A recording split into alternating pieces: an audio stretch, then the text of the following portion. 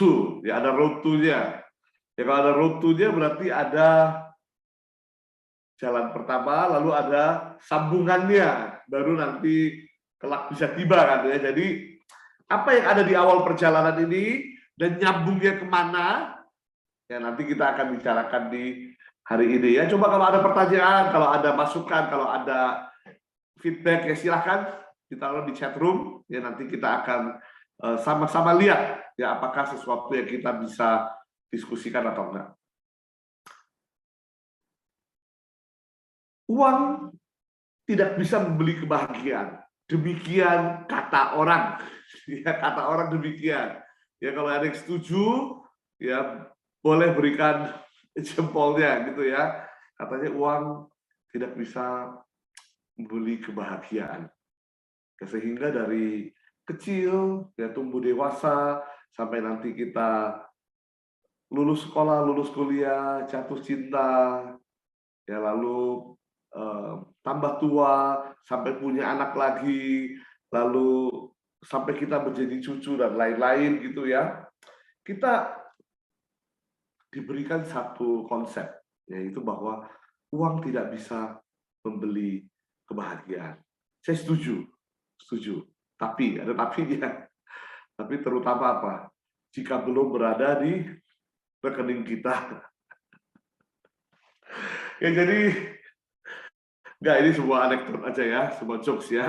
Tapi orang bilang begini, memang uang nggak bisa beli segalanya, gitu ya. Tapi segala-galanya perlu uang. Ya itu juga anekdot lah ya. Cara kita memandang keuangan dari sisi yang berbeda. Ya, tapi kita harus sepakat kalau uang bisa atau nggak bisa membeli kebahagiaan, pasti nggak bisa kalau belum ada di rekening kita. Nah, jadi ada satu buah cerita klasik. Nah, ini cuma cerita aja. Ya ada dua orang pria lagi bersama-sama ada di sebuah halte bus. Dan kedua pria ini karena sama-sama menunggu bus, akhirnya mereka terlibatlah dalam satu pembicaraan. Ya. Pria yang pertama melihat pria yang kedua, ya kan? Lalu dia berkata begini, saya perhatikan kamu merokok, gitu ya? Oh iya betul, gitu ya. Lalu ditanya nih, rokoknya sebanyak apa? Itu kan pertanyaan berikutnya kan. Lalu dia menjawab begini, saya merokok sudah cukup lama. Ya, satu hari saya merokok, ya kira-kira satu kotak lah. Dia bilang satu box ya. Oke, lalu ditanya, udah lama merokoknya? Lalu dijawab begini, ya udah merokok dari umur 15 tahun. Ya kan sekarang Bapak umur berapa? Kan saya umur 40 gitu ya. Lalu dia mulai, maksudnya orang kedua ini lalu mulai sok pinter nih kan. Lalu dia bilang begini, Pak, Bapak merokok sebanyak itu ya Pak ya, setiap hari satu box gitu ya, dari usia semuda itu. Bapak tahu nggak Pak, kalau uang yang Bapak pakai untuk beli rokok itu, Bapak kumpulkan, ya Bapak nggak ngerokok gitu ya.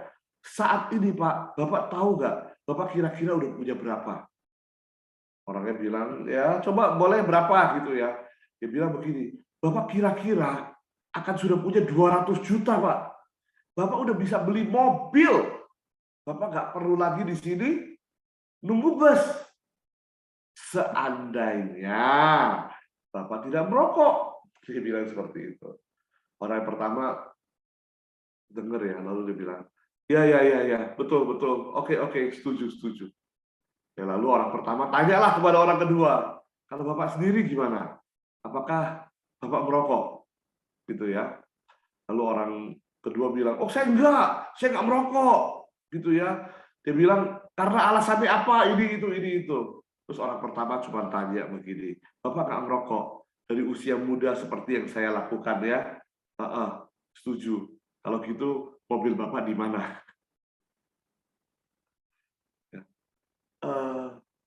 Uang tuh seperti itu. Ya, kalau kita bertanya ya, seberapa banyak uang yang kita miliki baru cukup, yaitu sesuatu yang susah dijawab ya. Kita akan jawab begini, sebanyak-banyaknya. Sebanyak-banyaknya itu berapa?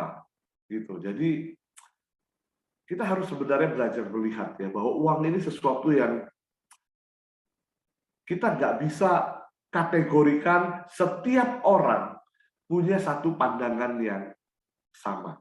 Saya akan cerita satu buah cerita lagi. Tadi dua pria berada di halte bus. Kali ini dua orang pria yang lain berjalan masuk ke sebuah toko. Tokonya menjual barang-barang kerajinan Afrika. Dan kebetulan ini cerita nyata. Ini cerita nyata, nggak terjadi di Indonesia, tapi ini benar-benar cerita nyata. Jadi ada dua orang masuk ke dalam sebuah toko. Toko ini spesialis menjual souvenir, barang-barang dari Afrika yang kerajinan tangan sifatnya. Dia jual piring, dia jual basket atau keranjang, dia jual berbagai macam barang. Orang pertama lalu memegang sebuah piring, ya, lalu dia bertanya kepada orang yang jual. Benar-benar pertanyaannya begini, ini piring diimpor dari Afrika berarti? Betul. Ya. Berarti piring ini harganya terlalu murah. Berarti kalian di sana itu menekan harga pengrajin lokal demikian rendah sehingga kalian bisa bawa pulang ke Amerika Serikat dan jual dengan harga segini. Lalu penjual tokonya, ya, pemilik tokonya memastikan bahwa hal itu nggak benar. Ya, dia bilang begini, Pak pelanggan, kita nggak lakukan hal itu.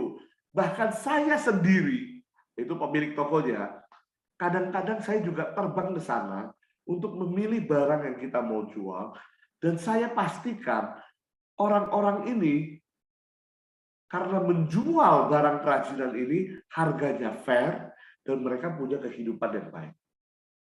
Ya. Terus orangnya tapi tetap nggak percaya. Tapi nggak mungkin kamu bisa jual dengan harga sekian dan lain-lain. Ya. Lalu orang kedua nggak tahu situasinya, tiba-tiba nimbrung dan dia bilang begini, saya lihat harga barang-barang kamu di sini untuk kualitasnya seperti ini, kenapa harganya mahal sekali? Dan lalu kedua pelanggan ini lalu berdebat sendiri. Yang satu bilang terlalu murah, yang satu bilang terlalu mahal. Itulah, nggak bicara mengenai uang itu nggak bisa kita hanya berbicara dari satu perspektif aja. Sehingga apa? Membawa kita ke hal yang sekarang sedang terjadi di depan kita. Kita baru tahu, banyak orang baru tahu. Baru tahu apa? Ternyata negara bisa bangkrut. Ini berita lagi benar-benar booming hari ini, saat ini, gitu. Ternyata negara pun bisa bangkrut, bukan cuma orang. Ya, jadi ini apa namanya? Jadi sesuatu yang perlu kita perhatikan juga. Kenapa? Karena saya ingat ya di awal pandemi. Jadi awal pandemi ya terjadi banyak sekali hal-hal yang berkaitan dengan kebangkrutan. Ya, ada satu orang share di sosial media seperti ini, sedikit curhat. Saya seorang karyawan swasta di Jakarta, gaji 20 juta per bulan, tetapi setelah COVID hanya digaji 10 juta. Potong deh 50% ya, kena ya. Kasihan juga ya memang ya. Lalu dia bilang, saya mohon bantuan dari pemerintah untuk makan anak istri. Karena gaji tersebut tidak cukup. Cicilan mobil 4,5 juta, KPR 5 juta, jadi sebulan hanya sisa 500.000. Ini real thing that happen gitu. Jadi minta bantuan dari pemerintah. Ya, ini 20 juta per bulan gajinya sebelumnya. Ada juga yang di masa COVID mengalami hal yang tidak sebaik itu juga. Dia bilang temennya kerja di perusahaan swasta gaji 80 juta per bulan. 2 bulan dirumahkan, langsung rumah tangganya berantakan. Kredit mobil mewah, kredit rumah di kota wisata seharga 3M, tabungan tipis, sekarang mereka bingung. Kasihan katanya. Jadi balik ke pertanyaan semula saya, berapa banyak gaji hidup di Jakarta atau hidup di Indonesia, berapa gajinya baru cukup? Kalau 10 juta kayak tadi habis untuk cicilan. Kalau 20 juta, ya begitu ya. 80 juta pun ternyata nggak cukup. Jadi berapa baru cukup? Ini sesuatu yang kita harus pikirkan. Karena apa? Karena sekarang muncul tren lagi, Cako, yang membuat banyak orang resah. Itu apa? Itu orang-orang bilang begini, umur 25 tahun, idealnya punya apa? Kalau zaman dulu, kita kenal istilah adalah begini, life begins at 40. Artinya apa? Artinya, it's okay kita mencoba segala sesuatu, ya, it's okay kita naik turun, gagal, dan apa, karena apa? Umur 40 tahun, itu kita masih bisa coba sesuatu. Life begins at 40. Ini terkenal sekali dulu. Tapi sekarang dimundurin. Udah umur 25 punya apa? Kalau umur 25, rata-rata orang bilang begini, harus udah punya rumah. Udah nggak boleh tuh tinggal sama orang tua tuh umur 25 tuh. Ya, dan yang keren adalah apa? Umur 25 harus punya tabungan 100 juta. Gaji minimal berapa? Dan cicilan rumah sudah harus lunas atau sudah harus sisa 20% lagi. Nah, ini benar-benar jadi sesuatu yang dipertanyakan di kalangan anak-anak berusia 20 tahun karena mereka mau ngejar umur 25 mau punya apa. Dan ini sungguh-sungguh meresahkan orang-orang yang berusia di atas 25 tahun tetapi belum punya hal-hal yang disebutkan ini. Jadi ini keharusan. Ini apa begitu? Apa yang benar-benar terjadi? Apa yang salah? Apa yang harus kita perbaiki? Itulah yang jadi pertanyaan kita. Sebagian orang bilang begini, penghasilan harus besar. Jadi nggak boleh UMR, harus naik dari UMR. Harus gajinya 10 juta, lalu gajinya harus 20 juta, lalu gajinya harus 40 juta, lalu 80 juta. Tetapi ternyata bukan berarti orang bergaji 80 juta secara finansial stabil. Nah, kita lihat itu terjadi di tengah-tengah situasi pandemi seperti ini. Sebaliknya, ya apa orang bilang begini, pengeluaran terlalu besar, harus diturunin. Mungkin juga begitu ya, gaya hidup dan lain-lain begitu ya. Tapi sebenarnya, sobat ya, saya mau kasih tahu adalah apa? Bahwa ketika kita bicara mengenai the money game, nah ini yang saya mau infoin.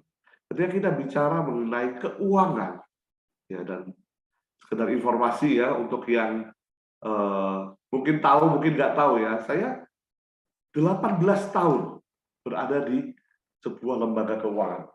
Ya, jadi kita mau bicara perencanaan keuangan nih. Masalah utama adalah begini, bukan gajinya terlalu kecil, bukan gajinya terlalu besar, bukan penghasilannya terlalu besar, bukan gaya hidupnya, tetapi adalah apa?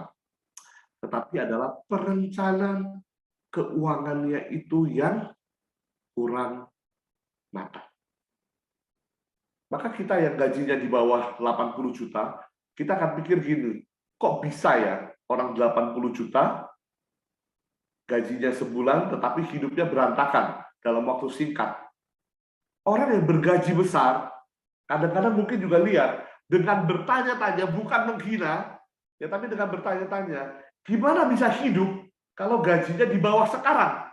Kalau 60 atau 40, gimana bisa hidup? Masalah utamanya sebenarnya adalah di perencanaan keuangan. Sehingga ya orang itu masuk ke dalam satu yang suka disebut sebagai rat race atau perlombaan tikus. Gitu. Ya, rat race ini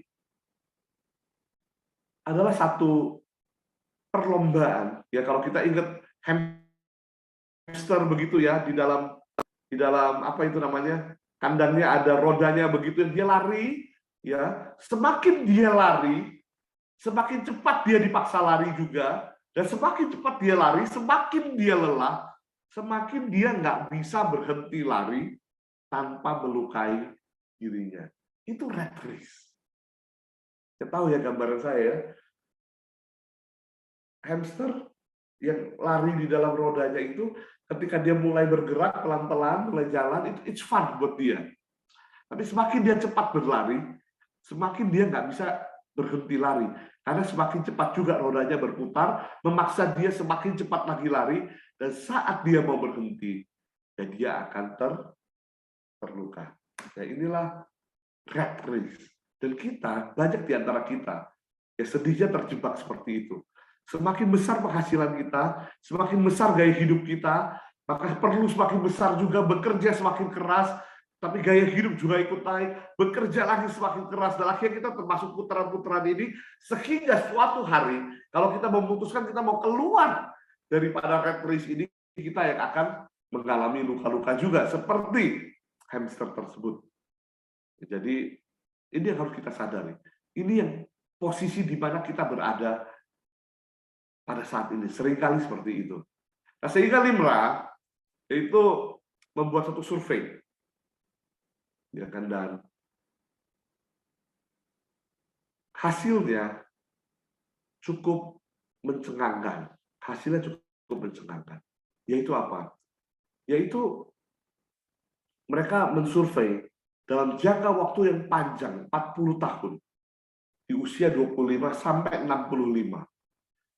Di usia 65, dari 100 orang yang mereka survei itu, hasilnya itu ada di mana? 29 orang meninggal dunia sebelum umur 65. Jadi ya udah selesai. Ya nggak ada masalah dengan mereka. 29 orang meninggal dunia.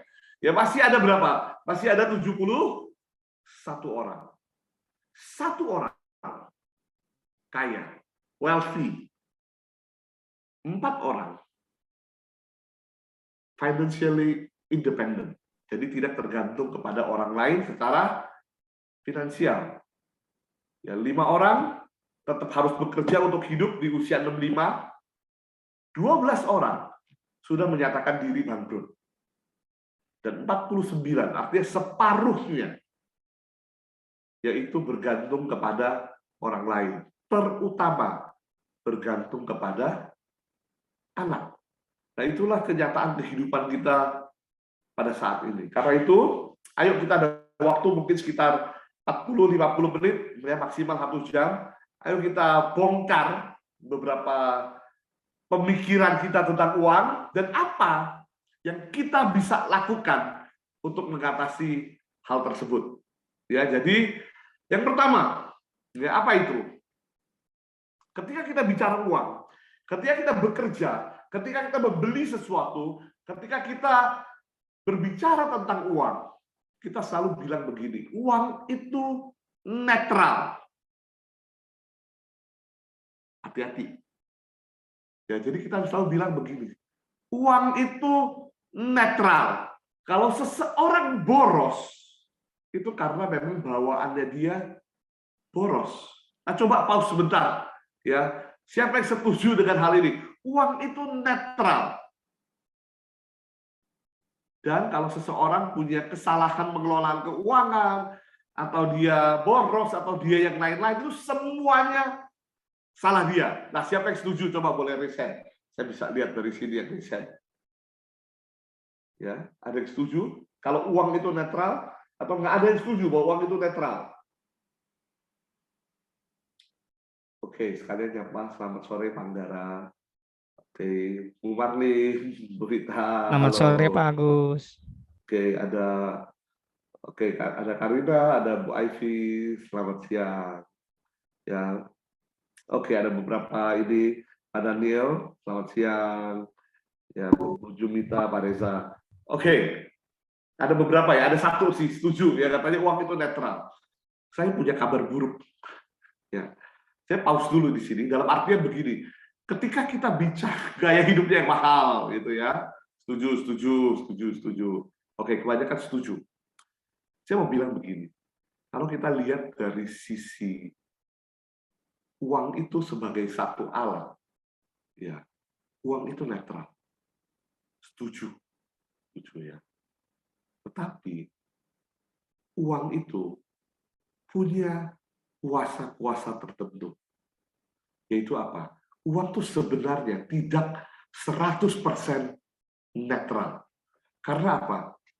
Karena manusianya, ya ini ada kebiasaan-kebiasaan, ada bias-bias tertentu yang dia akan langsung lakukan begitu dia berbicara mengenai uang. Saya kasih contoh. Begini. Mau beli handphone baru. Ya. Mau beli handphone baru. Kalau kita lagi mau beli handphone baru, terus kita melihat nih, oh rasanya mahal. Gitu ya. Kok kelihatannya mahal ya? Lalu kita pikir nanti dulu deh belinya gitu ya. Terus seseorang bilang ke kita begini, bantuin saya kerja ini dong, melakukan hal ini gitu ya. Ada satu pekerjaan, nanti saya bayar deh kamu, gitu ya. Lalu kita bantuin dia, ya lumayan kan kerja sampingan gitu ya. Kalau kita jago masak, mungkin masak buat dia. Kalau kita melakukan apalah, pokoknya desain mungkin atau yang lainnya gitu kita lakuin. Ya lalu selesai gitu ya melakukan pekerjaan tersebut, dia kasih nih lumayan penghasilan tambahan gitu ya. Nah kita akan pikir begini, oh ini ada penghasilan tambahan. Pause dulu di situ. Case kedua adalah mau beli handphone. Lalu ceritanya ya handphonenya mungkin mahal dan apa, lagi jalan pulang ya iseng-iseng beli lotre. Terus tiba-tiba menang lotre. Nominalnya nggak gede-gede banget, enggak. Tapi cukup buat beli handphone. Kira-kira sama nih dengan nominal yang diterima orang yang di case pertama tadi. Waktu dia kerja keras, pakai waktu liburnya untuk bantuin orang ini kerjain sesuatu. Dari dua orang ini, siapa yang kira-kira akan lebih gampang spend uangnya untuk handphone tersebut? Dipikir sebentar, jawabannya langsung adalah yang kedua. Karena apa? Karena begitu kita menerima uang, pikiran kita, ya ini behavioral finance, kita akan langsung mengkompartemenkan uang kita ke kompartemen-kompartemen tertentu. Ada kompartemen yang namanya boleh langsung dibelanjakan. Ada kompartemen yang namanya jangan dulu dibelanjakan. Itu sebabnya ya kita harus bisa katakan bahwa apa? Bahwa kalau kita punya mindset-nya setengah-setengah, ya uang itu akan bisa mengendalikan kita. Uang tidak 100% netral dalam case ini. Ya, jadi itu juga sebabnya ya kita harus akui, mungkin kita mengalami atau mungkin orang lain yang kita tahu mengalami adalah ini. Kita tahu orang-orang tertentu yang ada hutang terhadap orang lain, ya. Tetapi kok bisa ya jalan-jalan, bisa ya healing, bisa ya ganti handphone, bisa ya beli-beli barang dan lain-lain gitu. Kenapa? Karena itu tadi, ya uang yang di tangan dengan uang yang dipinjam dari orang lain, kewajiban yang harus dibayar, itu kompartemennya beda, sehingga orang nggak bisa merasakan bahwa kalau ada uang, yang pertama harus dilakukan tuh bayar hutang. Ya, hutang terasa jauh, handphone terasa dekat. Orang begitu. Uang tidak netral, karena manusia udah ada programnya, kayak magnet. Begitu masuk, langsung ada arah-arahnya. Ya, jadi itu sesuatu yang kita harus perhatikan dulu yang pertama. Jadi, control your money before it controls you. Gimana caranya? Beberapa hal. Ya, satu adalah belajarlah mengerti tentang finance, tentang personal finance. Apa itu? Bagaimana mengatasinya, bagaimana menggunakannya. Jangan apa? Jangan menganggap bahwa uang itu jadi sesuatu yang tabu untuk dibicarakan. Saya selalu ulang-ulang hal ini. Siapa dari kita yang tumbuh dewasa, duduk di meja makan bersama dengan orang tua kita pada saat makan malam, begitu ya, Lalu dia akan mulai menceritakan tentang bagaimana kita mengatur keuangan. Hampir nggak ada. Mungkin nggak ada bahkan. Siapa di antara kita yang tumbuh dewasa, yang dari kecil sampai remaja, sampai dewasa, kita tahu orang tua kita gajinya berapa. Siapa yang tahu? Nggak ada. Bahkan banyak orang kaget gitu ya. Waktu orang tuanya pergi duluan, berpulang misalkan, lu ternyata. Nah kagetnya ada dua. Ya ada yang kaget. Ternyata orang tua saya meninggalkan warisan. Ya ada. Yang sedih apa? Yang sedih, banyak case, kagetnya kurang menyenangkan. Kaget. Ternyata orang tua saya meninggalkan hutang. Nah itu, jadi kita pertama harus mengerti uang itu tidak boleh jadi sesuatu yang tabu.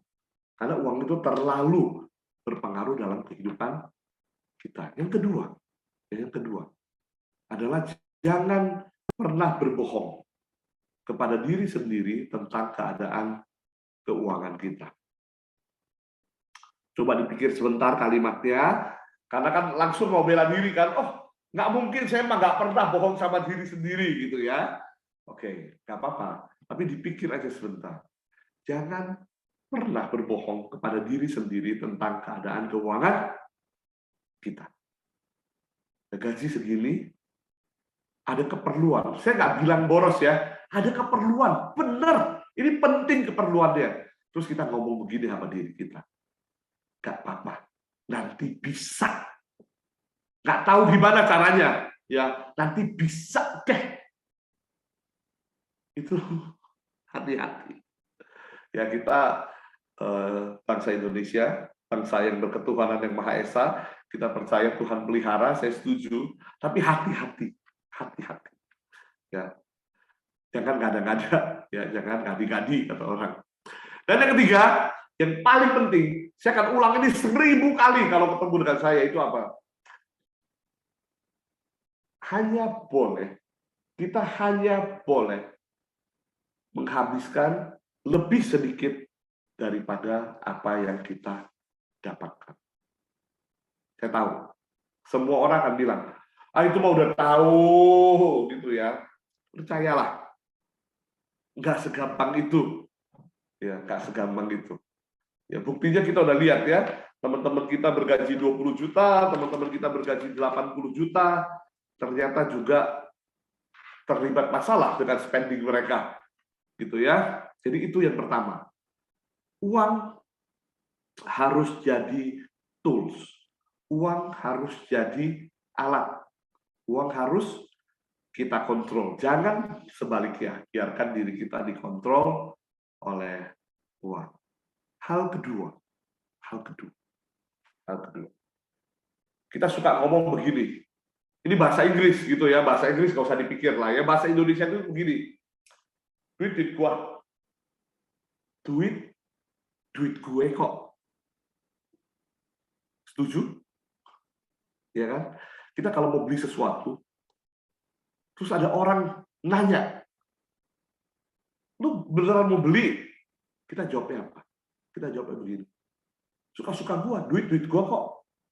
Padahal kalimat duit gua kok itu sebenarnya udah menunjukkan bahwa kita juga sebenarnya ada keraguan-keraguan tertentu. Jadi hati-hati.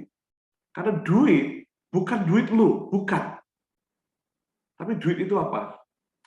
Duit itu adalah penghasilan kita itu adalah satu, ya, untuk memenuhi apa yang kita butuhkan, betul, setuju. Tapi ada juga uang itu yang kita terima itu adalah hutang terhadap masa depan kita. Ya, jadi ini harus dicerna. Utang gimana? Kan nggak utang, itu kan duit kita. Bukan. Kita terima gaji, 5 juta kah? 50 juta kah? Sebagian dari uang tersebut adalah hutang dari kita di masa depan. Hutang kepada kita ketika kita tidak lagi produktif. Hutang kepada anak-anak dan keturunan kita. itu bukan milik kita semata. Ya karena apa? Kita hidup berapa? 70, 80 tahun? 20 tahun pertama pakai untuk belajar, dan kita hanya bisa bekerja berapa lama? Mungkin 30, 35 tahun, 40. Setelah itu kita masuk masa pensiun, nggak lagi produktif.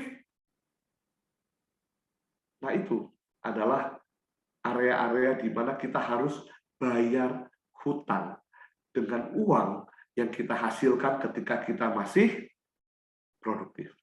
Dan jangan lupa, lagi-lagi, ya, ada sebagian itu yang saya selalu bilang itu adalah kewajiban kita, ya, bahwa ada yang namanya duties. Ya, duties ini silahkan diterjemahkan sendiri, ya, menurut kepercayaan masing-masing. Akan ada yang menganggapnya sebagai persembahan, ada yang menganggapnya sebagai zakat atau sedekah, atau menganggapnya sebagai yang lain-lain, termasuk di dalamnya pajak. Ya, termasuk di dalamnya pajak. Jadi uang yang kita dapatkan itu bukan, sekali lagi, bukan hanya milik kita. Ya, karena itu harus langsung diatur, harus langsung dibagi. Ada rule, ya, macam-macam rule-nya, tapi tolong mulai sekarang minimal ini harus dipraktekin. Sisihkan langsung untuk kewajiban, untuk pajak, untuk persembahan, untuk zakat, untuk apapun itu, silakan disisihkan terlebih dahulu. Sisihkan untuk bayar hutang kita di masa depan. Ya, jadi masuk dalam, orang suka bilang sekarang nih apa tuh? Kategorinya adalah investasi demi masa tua, waktu buat masa pensiun. Lalu sisanya kita bagi lagi untuk kebutuhan kita sehari-hari. Ya, jadi beberapa hal yang kita bisa lakukan adalah, satu, berkaitan dengan penghasilan, kita harus punya rencana. Misalnya 30-30-30-10 tadi, contoh yang sederhananya itu. Dan kita harus punya, dan kita harus komit. Yang kedua, semakin kita bertambah usia, teorinya, idealnya, semakin kita bertambah penghasilan. Harusnya angka rasio tabungan kita juga semakin besar. Jangan semakin kecil. Gaji 5 juta, nabung 1 juta. Mantap. Gaji 10 juta, nabung tetap 1 juta. Udah nggak mantap. Ya. Kalau secara rasionya sama pun, harusnya gaji 10 juta, nabung udah 2 juta. Tapi nggak boleh. Harusnya ketika gajinya udah 10 juta nih, nabungnya udah lebih dari 2 juta. Karena suruh siapa ningkatin gaya hidup dulu kan? Nah, itu pertanyaannya. Dan di masa produktif, ada banyak cara untuk mendapatkan, perhatikan, multiple streams of income, berbagai macam sumber penghasilan. Dicari tahu apa yang kita bisa lakukan, dan jangan lupa dilakukan. Satu lagi, ya, adalah ketika income naik, yang pertama kita lakukan tentunya adalah jangan menaikkan belanjanya. Ya. Begitu gajinya naik, hal pertama yang dilakukan ganti mobil. Salah. Ya, jangan lakukan hal itu. Kenapa? Karena hutang kita ke masa depan. Jangan lupa. Dan satu prinsip adalah penghasilan itu kan ada yang kita dapat bulanan, ada yang kita dapat tahunan. Ya, kalau untuk orang-orang karyawan kantoran ada yang namanya THR, ada yang namanya bonus gitu ya. Kalau untuk orang-orang yang dagang ada yang namanya waktu dia musimnya lagi rame gitu, ada yang lagi sepi gitu kan, kebayang gitu, penghasilan berbeda-beda. Penghasilan bulanan untuk pengeluaran bulanan, penghasilan tahunan untuk pengeluaran tahunan. Jangan seperti, saya yakin lah ya, nggak ada di sini, yaitu apa? Yaitu untuk pengeluaran bulanan lebih besar pasak daripada tiang. Gimana caranya? Pakai dulu kartu kredit. Terus apa? Terus nanti lunasin pas THR. Siapa yang begitu? Ya bertobatlah. Ya, siapa yang begitu bertobatlah. Harus dipos-poskan. Pengeluaran bulanan, pengeluaran tahunan, itu harus diatur. Ya, jadi jangan main, nanti kalau ada penghasilan gede, tinggal digebuk buat bayar utang. Salah. Salah. Oke. Yang ketiga, bicara mengenai hutang. Ya, orang bilang begini, jangan hutang. Setuju. Sangat setuju. Memang nggak semua hutang buruk, ya, tapi ada hutang yang sangat buruk. Ya, jadi sangat berhati-hati dengan hutang. Ya, yang paling penting adalah apa? Kalau sekarang punya hutang yang pembayarannya fleksibel, kayak apa sih? Kayak kartu kredit. Kartu kredit itu hutang 1 juta. Kita boleh pilih loh, boleh pilih mau bayar 100, mau bayar 200, mau bayar 500, mau bayar 1 juta, mau bayar 2 juta juga bisa. Itu kartu kredit. Ya, jadi untuk hutang-hutang yang pembayaran fleksibel, jangan bayar minimum. Ya, pembayaran minimum itu namanya adalah menggali kubur sendiri, karena ya interest ya atau bunga yang muncul dari sisanya itu akan lebih besar daripada minimal yang kita bayarkan, sehingga lama-lama ya hutang kita bukannya berkurang tapi malah bertambah besar. Jadi jangan lakukan hal tersebut. Yang kedua, kalau udah kepepet ya kita tentu boleh negosiasi ya untuk restrukturisasi hutang. Ya itu sesuatu yang bisa dilakukan. Ya, jadi benar-benar adalah salah satu hal ya, misalkan waktu awal pandemi kemarin,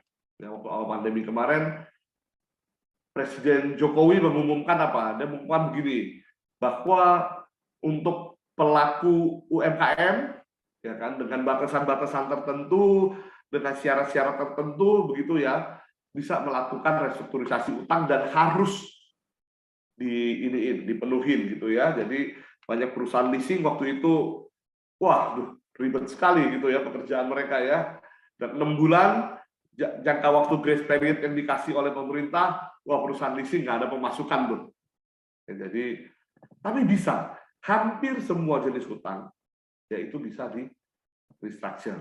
Ya kadang-kadang perlu bantuan orang yang lebih ngerti, kadang-kadang kita bisa lakukan sendiri, ya tetapi kalau perlu itu sesuatu yang bisa dilakukan. Ya. Beberapa hutang yang masih bisa diterima pakai tanda kutip, ya tentu yang pertama itu ada mortgage. Mortgage itu KPR, ya karena beberapa hal ya. Satu adalah itu biasa nominalnya sangat besar sekali untuk beli rumah. Ya, jadi kalau usia 25 mau beli rumah itu sulit ya. Tetapi ya itu angkanya besar, tapi biasanya hutangnya bisa dilakukan dalam jangka panjang sekali juga, ya 10, 15, 20 tahun. Gitu. Sehingga apa? Sehingga ketika di tengah-tengah kita butuh restructure atau apa itu pilihannya banyak sekali. Ya, jadi kecuali itu atau kalau di luar negeri ada yang namanya student loan, di sini pun sekarang beberapa perusahaan swasta mulai menyediakan edukasi itu investasi terbaik, saya setuju. Ya, jadi sampai tahap tertentu mungkin ya itu masih bisa diterima gitu ya, acceptable. Tetapi di luar itu ya, untuk murni konsumsi tentu jangan lakukan kalau apa? Kalau yang nomor 5, kalau kita belum tahu bagaimana kita bisa melunasinya. Ya. Do not go into debt without already paying it off. Jadi jangan berhutang tanpa sebelumnya kita sudah bayar. Maksudnya gimana? Gitu ya. Tunggu, nggak ngerti gitu ya. Ya bahasanya ribet gitu. Maksudnya begini. Ya, simpel begini.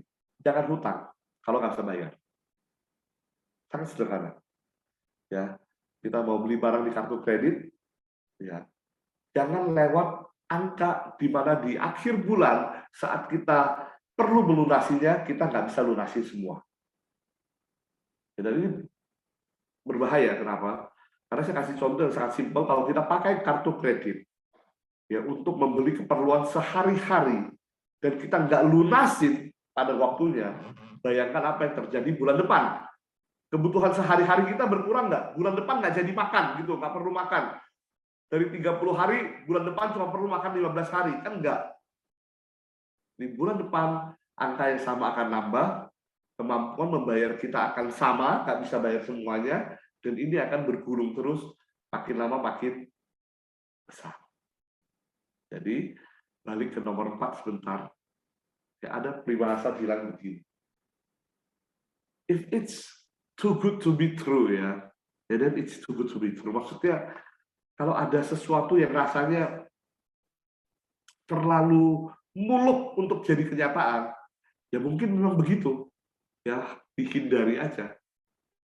Ya, dihindari aja. Oke, itu yang nomor 3. Gitu ya. Jadi beberapa poin yang kita udah bicara tadi. Yang pertama adalah mengenai uang tidak netral. Jadi kita harus berusaha, benar-benar berpikir jangan sampai kita dikendalikan oleh uang. Yang kedua, kita bicara pendapatan. Pendapatan harus ada kompartemennya, harus ada fungsinya daripada masing-masing pendapatan kita. Yang ketiga, kita bicara soal hutang. Ya, hutang itu harus diatur dengan baik.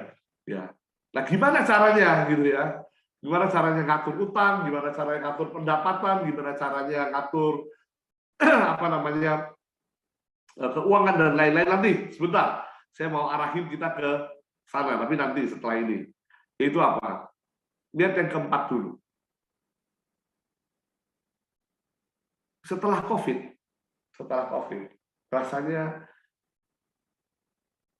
mungkin seluruh dunia ya. Setelah COVID mungkin seluruh dunia rasanya bertobat begitu ya. Kalau zaman dulu ya ada orang nawarin asuransi gitu ya.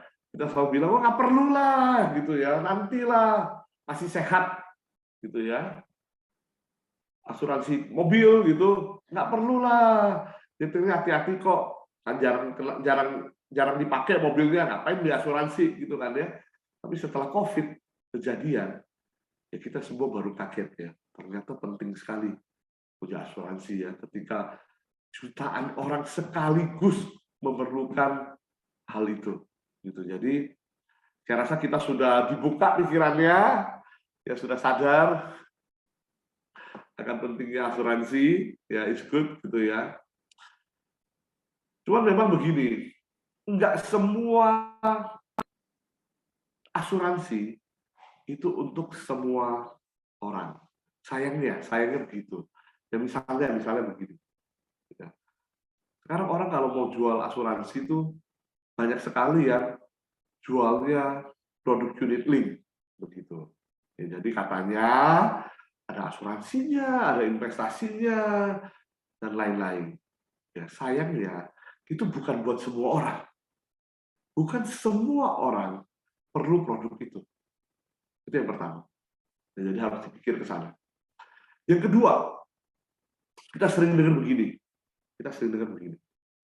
Semua orang pasti meninggal. Oh iya, betul, setuju ya, bagian sananya setuju 100%. Ya nggak ada masalah gitu. Jadi orang bilang begini, semua orang pasti meninggal. Setuju. Tapi bagian ini nih yang menarik. Jadi semua orang perlu asuransi jiwa kalau meninggal. Nah, itu yang jadi pertanyaan. Ya. Semua orang pasti meninggal, setuju. Berarti semua orang perlu asuransi jiwa supaya pada saat dia meninggal ada asuransi. Nah, itu ya agak kurang gitu ya, karena setahu saya orang mati nggak bisa menggunakan uangnya lagi gitu ya. Maka asuransi jiwa tentu adalah pengalihan resiko kehilangan pendapatan untuk siapa? Untuk ahli waris. Kalau ada seseorang ya yang memang tidak punya ahli waris, yang memang nggak punya saudara, hidup sendiri, nggak punya keturunan. Buat apa dia punya asuransi jiwa? Nah, itu yang harus dipikirkan. Atau ya ini lebih sedih lagi. Ya anak kecil baru lahir gitu ya, atau di bawah umur 5 tahun, terus sudah ditawarkan asuransi jiwa. Ditawarkan asuransi jiwa, dibilang apa namanya, mumpung dia masih kecil beli dulu, jadi cost of insurance-nya masih murah dan lain-lain. Ya, orang tuanya nggak tahu bahwa satu, ya ini amit-amit sekali. Yang tapi ini pengetahuannya itu apa? Anak-anak coverage-nya berbeda. Walaupun ada uang pertanggungan sama, tetapi akan keluar dalam nominal yang jauh lebih kecil. Itu yang pertama. Yang kedua adalah ketika masih kecil, seorang anak itu nggak punya penghasilan yang resikonya dipindahkan ke orang lain ketika dia tidak lagi mempunyai penghasilan. Karena memang nggak ada penghasilan. Sehingga apa? Sehingga sebenarnya boleh dibilang nggak perlu. Plus yang sangat-sangat harus dipikir, kalau sampai amit-amit kejadian, ya apakah itu jadi prioritas orang tuanya? Saya rasa enggak ya. Jadi asuransi sangat penting. Semua orang perlu asuransi, tetapi tidak semua orang perlu semua jenis asuransi. Jadi pulang dari sini, coba cek kita punya polis apa aja. Ya, dan pikir kita benar-benar perlu nggak polis ini. Kalau perlu bantuan untuk review gimana caranya? Nanti ya, habis ini ya. Ada ujungnya nih yang hari ini ceritanya. Oke, ya jadi pulang rumah, keluarin lagi semua polis, dijejer, hati-hati. Mungkin ada yang udah nggak berlaku. Kedua, ya cek yang dapat dari kantor kalau ada itu seperti apa. Ya apakah BPJS, apakah swasta. Kalau BPJS dapatnya seperti apa, kalau swasta dapatnya seperti apa, coverage-nya apa aja, cover spouse kita juga kah, cover anak kah, dan lain-lain. Cari tahu mengenai hal tersebut seawal mungkin.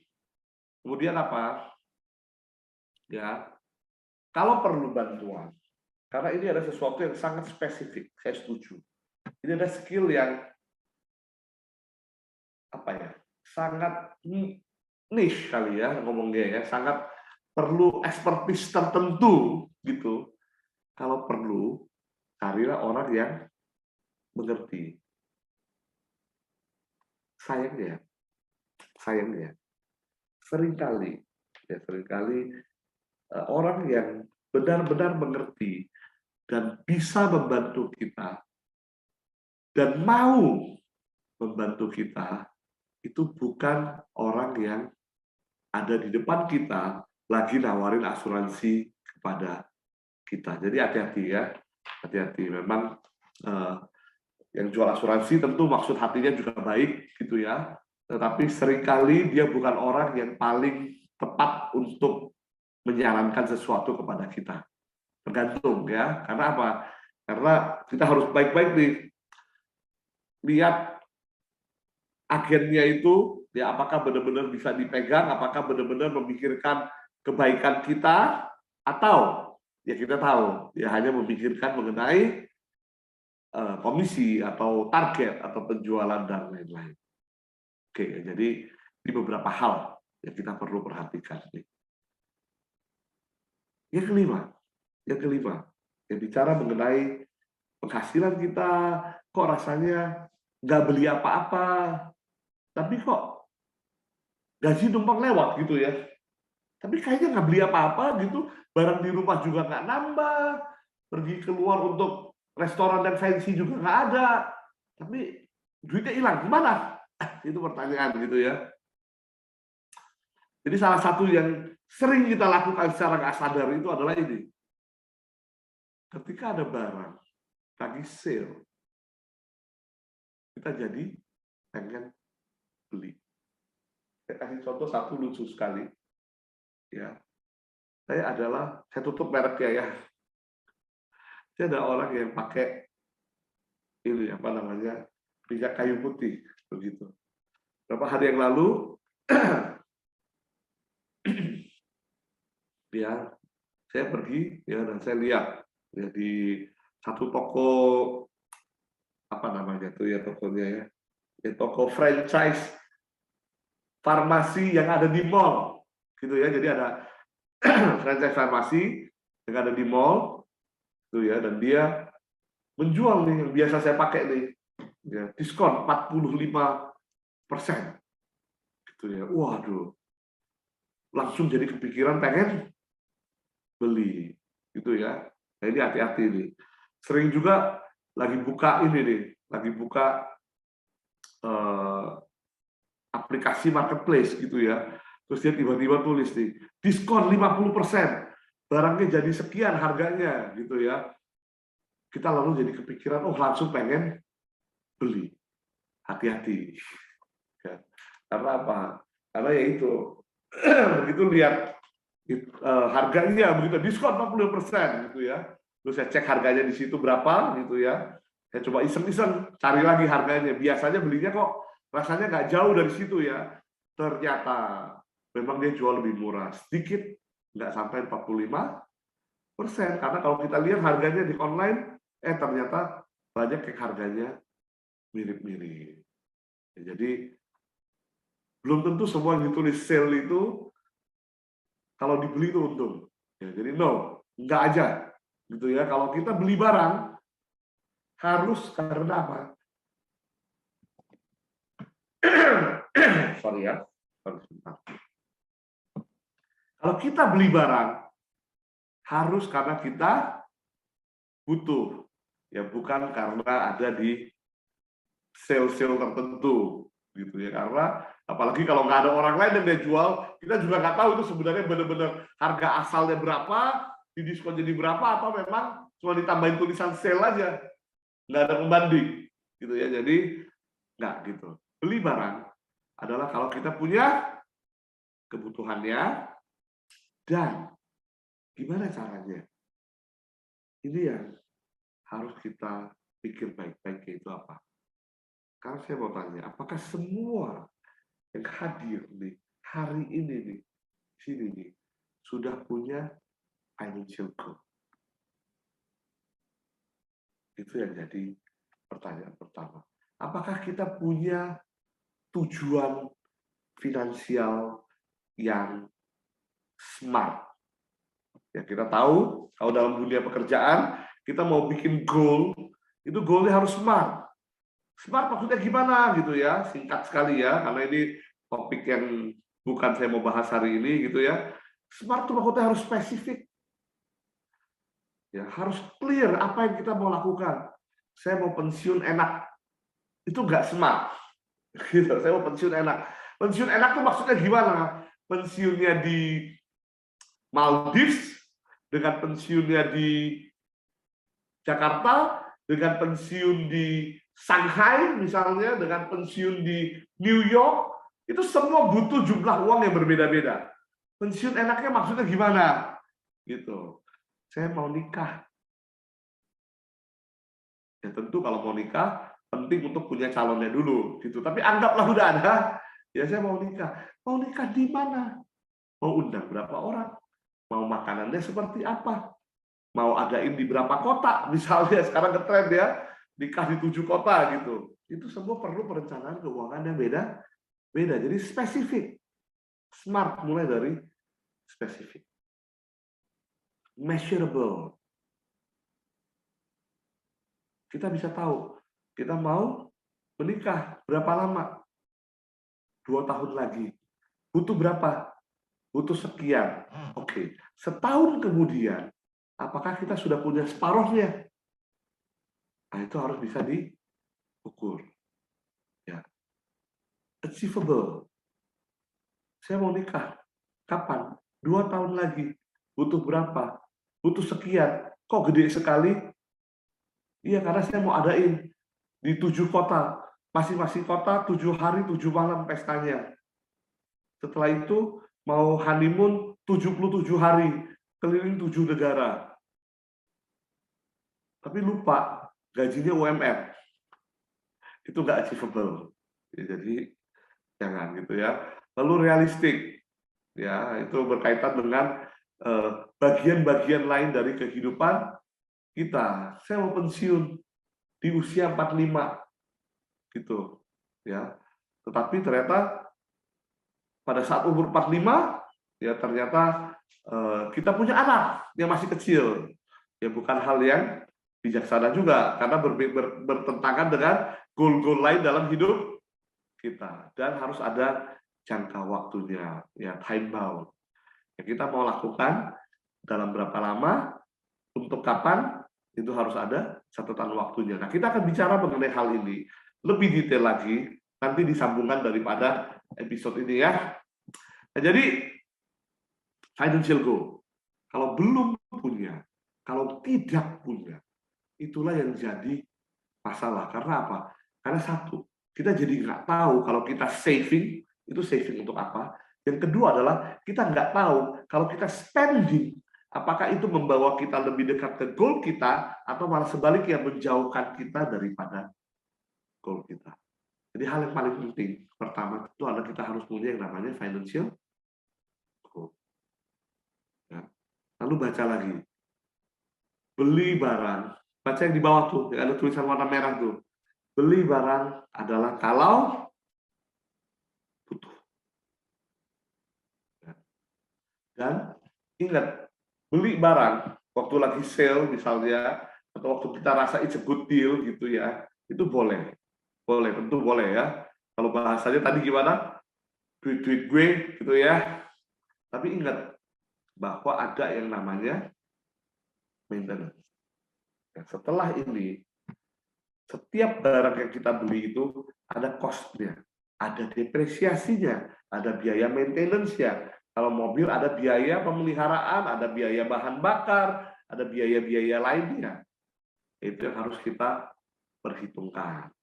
Gitu ya. Ada penghasilan tambahan nih, gaji naik. Nyicil AC ah. Gitu ya. Jadi sekarang bisa beli AC. Nggak pakai kipas lagi. It's good thing gitu ya. Karena jadi nyaman hidupnya, jadi tidurnya lebih enak gitu ya. Tapi jangan lupa, beli AC berarti ada tambahan biaya listrik yang cukup besar. Apakah kita bisa cover atau enggak? Contoh, ya. Atau ada 2 AC, satu harganya 2 juta, satu harganya 4 juta. Nah, langsung dengan yakin beli yang murah, belum tentu untung. Cek dulu ya penggunaan listriknya. Untuk dinginnya sama, untuk PK-nya sama. Kalau memang penggunaan listriknya beda jauh, kita harus pikir ulang. Atau kalau yang ini gampang rusak, nah pikir ulang. Belum tentu barang murah itu menguntungkan. Ya, bahkan seringkali ya karena beli barang murah, lalu barangnya rusak, terpaksa harus beli barang yang tadinya dihindari, yang mahalnya itu. Nggak jadi beli itu, beli yang murah, akhirnya tetap beli itu juga ujung-ujungnya. Plus, udah rugi keburu beli yang murah duluan. Ya, jadi itu yang kelima ya, perhatikan baik-baik. Satu lagi, ya, money myth nomor 6, yaitu bayar di awal. Ya kalau ada apa-apa, bayar di awal dulu. Gitu, pasti akan jatuh-jatuhnya lebih murah. Belum tentu juga. Ya, yang pertama adalah kita harus tahu kita akan pakai seberapa panjang jangkanya. Ya, kalau tahu ya, saya selalu bicara ya, begini ya. Saya ini adalah donatur gym. Ya, yaitu apa? Yaitu bayar terus tapi nggak pernah datang. Ya, karena ratusan lain hal ya. Tapi ini anekdot ya, ini sebuah jokes saja ya. Bayar gym gitu ya. Kalau bayar bulanan segini, bayar setahun aja Pak, biasanya lebih murah. Ya kalau memang kita komit mau datang ke gym sepanjang tahun itu pilihan yang baik. Tapi kalau kita ragu-ragu gitu ya, beli dulu lah gitu ya. Nah itu perlu dipikirkan. Dekat rumah saya ada buka gym baru. True story, true story. Ada buka gym baru, ya. Dan Oh ya, dulu ada yang donatur gym juga. Sekarang sudah bertolak. Dekat rumah saya ada buka gym baru. Keren deh rencananya. Jadi mereka udah mulai jualan tuh. Udah mulai jualan. Gitu ya. Dan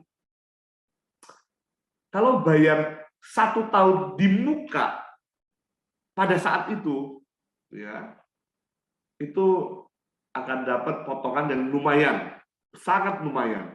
Jadi banyak beberapa teman-teman yang saya kenal juga mulai beli dulu tuh. Jadi apa yang terjadi setelah itu adalah gymnya dibukanya itu mundur 6 bulan lebih. Jadi memang begini, berlakunya tetap 1 tahun, ya berlakunya tetap 1 tahun. Mereka nggak curang lah, nggak, it's good gitu ya. Berlakunya tetap 1 tahun, tapi selama 6 bulan ini, jadinya teman-teman saya yang beli itu, yang memang lihat mau nge-gym, ya true story. Mereka harus bayar bulanan di gym lain dulu, karena mereka belum bisa pergi ke sana. Tadinya mau murah, gitu ya, malah jadinya akhirnya harus bayar di tempat lain bulanan selama 6 bulan untuk, karena yang itu belum buka sampai 6 bulan kemudian. Jadi yang hitung-hitungan begini tuh harus hati-hati, gitu ya. Dan belum tentu semua untung. Dalam artian begini, kalau yang potongan yang diberikan itu angkanya hitungannya kecil, ya misalkan 3-4%, gitu 5% atau 10% lah begitu ya, itu belum tentu kita nggak bisa dapatkan lebih untung dari dana yang kita miliki kalau kita pakai untuk hal lain. Jadi harus dipikirkan hal-hal seperti itu juga. Itu ya. Jadi apa yang bisa kita lakukan? Ya ingat-ingat beberapa hal. Ya, kalau sekarang mau belanja gitu ya, cobalah pakai teknologi gitu ya. Saya paling senang sekarang kalau belanja tuh beli makanan. Kalau harus beli makanan di luar, saya udah nggak mau, apa namanya, udah jarang lah sengaja keluar khusus untuk cari makanan gitu ya. Kenapa? Sekarang makanannya diantar datang ke depan kita. Udah gitu apa? Udah gitu ada diskon. Ya, selama mereka masih promo diskon terus, saya akan terus beli gitu ya. Nanti lain cerita lah ya. Tapi ada hal-hal yang kita bisa pakai sekarang. Ya seperti diskon di aplikasi, reward system, pendaftaran early bird dan lain-lain. Ya, ini bisa dipakai untuk penghematan. Jadi beberapa bulan lalu kita ngadain apa ya namanya ya, webinar tentang latte factor. Jadi situ kita cerita bahwa ternyata ada hal-hal kecil yang setiap hari kita lakukan, pengeluaran-pengeluaran kecil yang setiap hari kita keluarkan, yang ternyata kalau dijumlah-jumlahin itu lumayan juga menarik. Ya, jadi kalau ada yang mau lihat rekaman webinar pada saat itu, saya rasa cukup sangat menarik sih latte factor itu untuk dibahas dan dijadiin satu bahan pemikiran ya. Silakan hubungi tim Track Pro untuk dapetin rekamannya kalau ada yang tahu ya. Tapi ingat bahwa ada pengeluaran-pengeluaran kecil yang akan selalu kita keluarkan, yang kalau kita bisa alihkan itu sebenarnya bisa menjadi penghematan buat kita, gitu ya. Saya tinggal di Jakarta, setiap hari saya harus lewat tol, begitu ya. Tol juga banyak pilihan. Ada tol yang 8.000 sampai, ya. Pilihan kedua saya ada tol yang 32.000 sampai. Ya. Lumayan juga bedanya, gitu. Coba dibikin, dikali 5 hari dalam seminggu, dikali 4 minggu dalam sebulan, dikali setahun, berapa tuh? Hanya karena selisih tol, gitu. Ini sesuatu yang kita bisa pertimbangkan. Jadi intinya ya beberapa hal ya, yang paling penting. Saya mau ulang nih. Ini adalah rahasia ultimate-nya dulu pertama untuk keberhasilan finansial.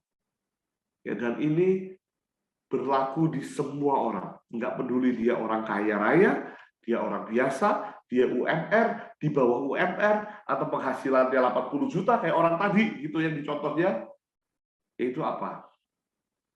Ingat, kalau kita punya uangnya, tidak ada jumlah yang terlalu besar untuk kita habiskan. Orang kadang-kadang ngomong gini, gile, kalau gue dapet duit segitu, gue gak tahu mau dibeliin apa. Tapi percayalah, ketika lu dapet duit segitu, lu mau habisin, pasti bisa. Karena itu, ini mantra utamanya. Yaitu apa? Selalu spend less than you make. Jangan melakukan pengeluaran lebih besar daripada pemasukan.